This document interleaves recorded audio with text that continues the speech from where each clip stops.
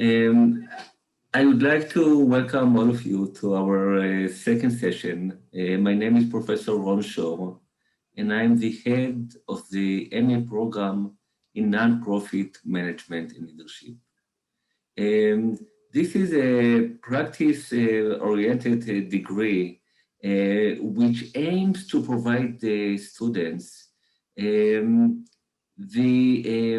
knowledge how to establish, direct, manage nonprofit organizations and manage projects within nonprofit organizations. It provides students knowledge about management, leadership, and social change in the nonprofit world. Our program is a one-year program which consists of three semesters. Two of them, the autumn and spring semesters, are regular semester. And in addition, we have a summer semester, which consists of 4 intense courses. Each of them is a 1 week long. In terms of the number of credits, the program consists of 38 credits.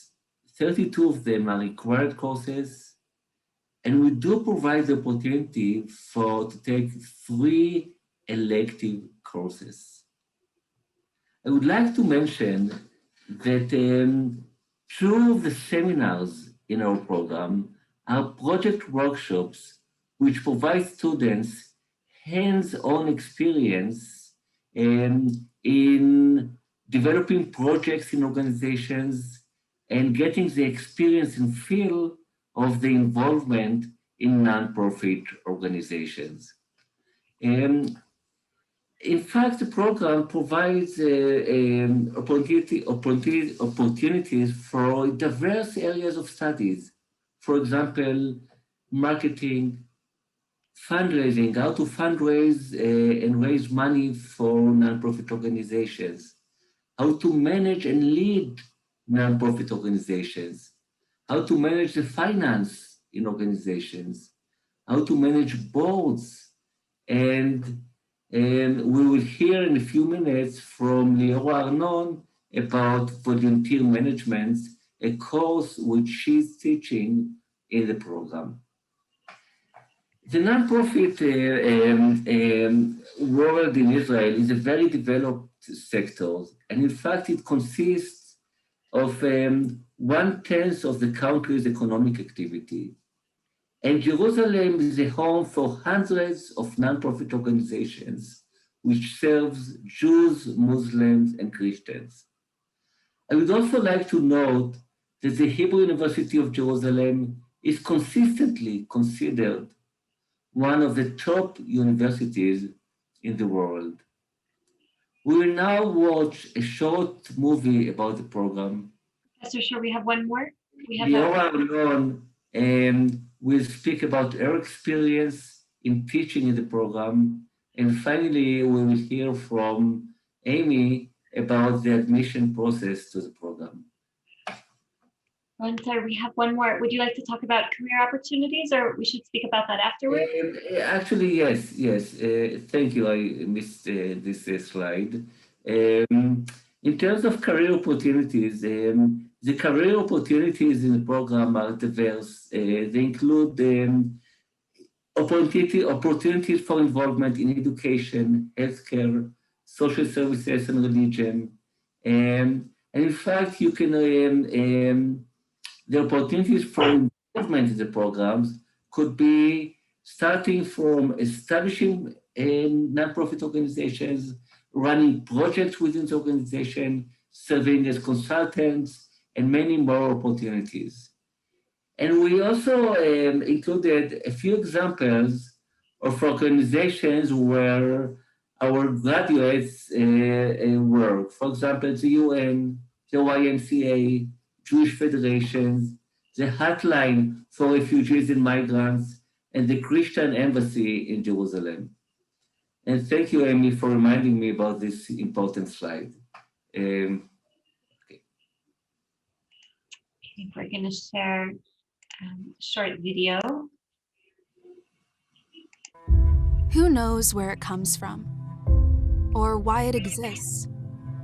Some say they're born with it. Others say it's a product of their environment. A few have been heralded and celebrated. Others criticized and imprisoned for it. This need to help others. Not everyone has it.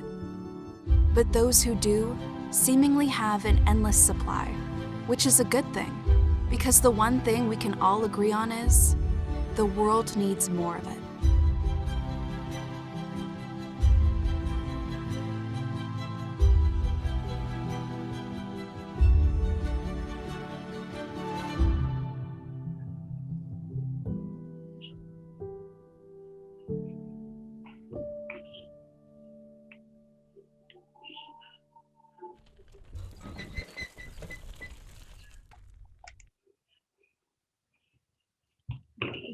Well, hi, everyone.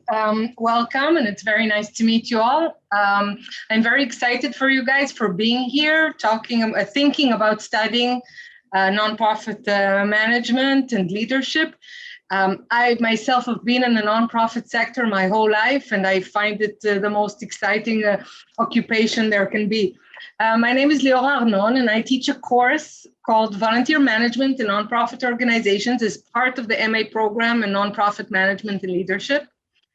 The Volunteer Management course is a very practical course. It's based on the idea that many nonprofit organizations mobilize volunteers, and that's in many cases their main human resource.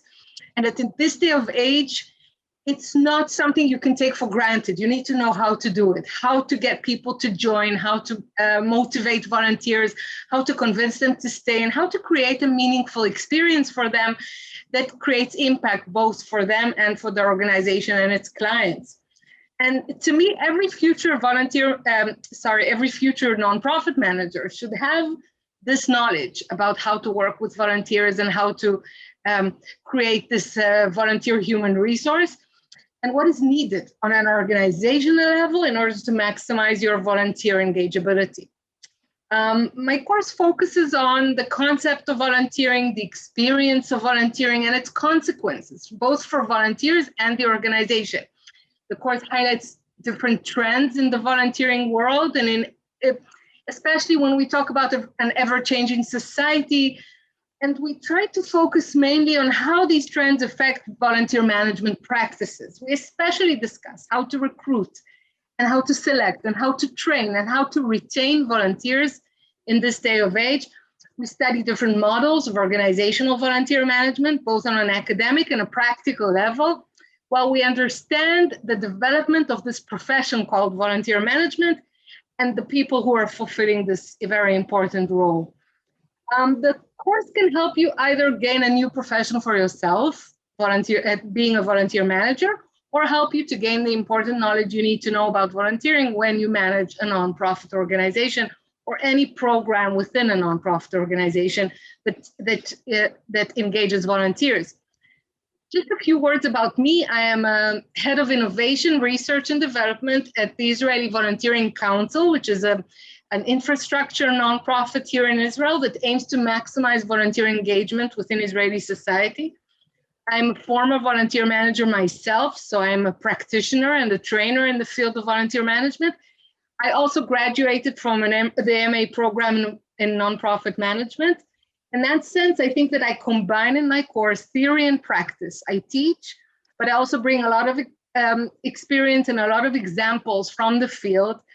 I incorporate speakers from the volunteer management field who come to share their experience themselves, and I try to facilitate dynamic discussions within the classroom to make the course as practical and as useful so that tomorrow morning you'll get up and you'll know exactly what you need to do in order to have the best volunteer workforce possible. So thank you for listening, and I hope that you'll join us. And Amy, over to you. Thank you. Thank you. So, okay, we'll continue with our presentation. We have 2 more slides, and then I will open it up to questions. Okay. A second. Okay. So some practical information about the program. How much does it cost? The program is 3 semesters long. It's 1 year, and the cost is $11,100. We do have scholarships available, so students should be in touch with me. My email appears on our website and also at the end of this presentation. How do you apply for the program? So right here you have the application link. Okay, you log in, you have to create a free user account, and then you can access the online application form. The application deadline, we will be accepting applications until August 1st. And what are the admissions requirements? So students need to have an accredited bachelor's degree from a university. So a 3 or 4 year degree program, depending on where you're coming from. And we have a minimum GPA of 3.2 out of 4 on the American scale, roughly equivalent to a B or an 80. If you're unsure about what your GPA is in the country that you're from, if you have a little bit of a borderline GPA, you're welcome to be in touch with me. We're also going to ask for a CV statement of purpose and 2 academic recommendations and demonstration of English proficiency. So a TOEFL exam score of 80 or above, an IELTS exam score of 6 or above. Students who are from a country in which the universities teach only in English. So, and you can be in touch with me if you're not sure what that is, then there may be room for you to be exempt from this so that you don't have to take the exam. A word about student life. So we have a graduate community coordinator, his name is Ben. And he is here to help with all non-academic issues. So it could be anything from getting a bill in Hebrew that you don't understand what it is, to planning a trip. But aside from that, he also organizes events to try and bring the international students together into a community. And within the framework of that, he offers trips around Israel and lectures, Shabbat and holiday meals, and activities with Israeli students. Jane Turner spoke about this before, but just to mention again, we do have on-campus housing available. Not all students choose to be in on-campus housing event, but there is an international community there. So that's it for the slides. I'm happy to open the floor up to questions. As I said in the previous session, so we don't have a way to communicate just our room. The chat is open to everybody. But you're welcome to open your cameras and turn off your mutes and speak with us and ask us your questions, and we'll be happy to answer you.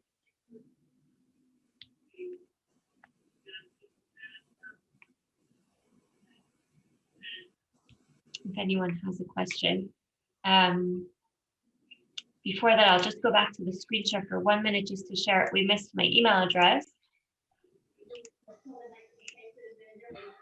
I'll just put this on for 1 minute. So everyone, this is my email address. You can copy it.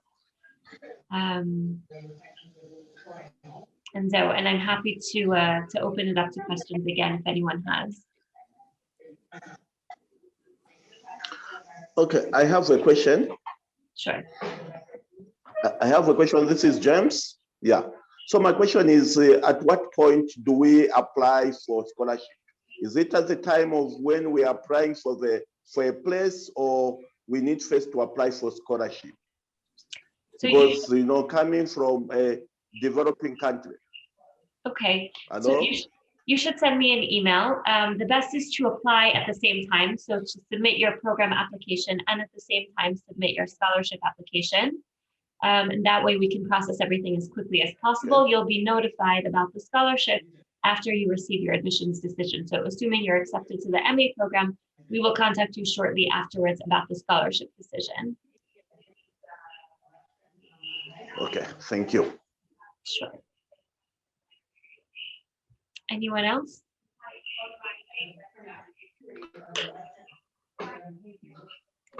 Maybe just to say comment, I think this is a very interesting course. And I think personally, after working in the NGO world for the past 22 years, and I think dealing with the volunteers, and I think this course is so much necessary and important. I think I've been motivated immediately after this. I need to send in my application. Thank you. Thank you. We appreciate this feedback, and we look forward to receive your application. Thank you so much. Yes, absolutely. Hi, you had mentioned sorry, my name is Carolyn. You had mentioned the cost of the program. Roughly what is like cost of living if we're living in the dorms, living in the city, that type of thing? Good question. So we said that tuition is $11,100. That includes the cost of health insurance. What you can expect to, be responsible for is housing. Housing in the dorms costs about $7,000 for the year. It depends exactly on what dorm package, but roughly you can expect it to be $7,000. And then, transportation and food. The Hebrew University, we don't really have a textbook budget. Most of your reading is online. That's not something that you need to think about. We have a really good link. I'll send it to you in a private message. I just don't have a way to send it to the whole group.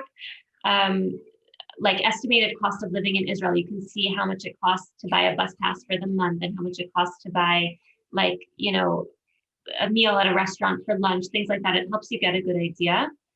On the whole, for a student, I think that if you have your housing costs out of the way and you have your health insurance costs out of the way, I think that roughly, and Liora, Ron, correct me if I'm wrong, I think that roughly you could get by on about 4,000 Israeli shekel a month, something like that, roughly. Again, it depends. Different students have different, expectations of things and how they want to spend their, but that's more or less what I think.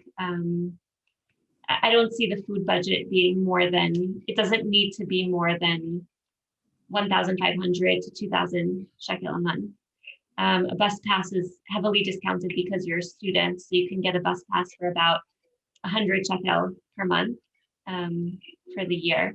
So those are the main things that, aside from tuition and health insurance, which are together, housing is separate, and then really just food, transportation, and then occasionally going out, entertainment, things like that. Thank you so much. I appreciate that.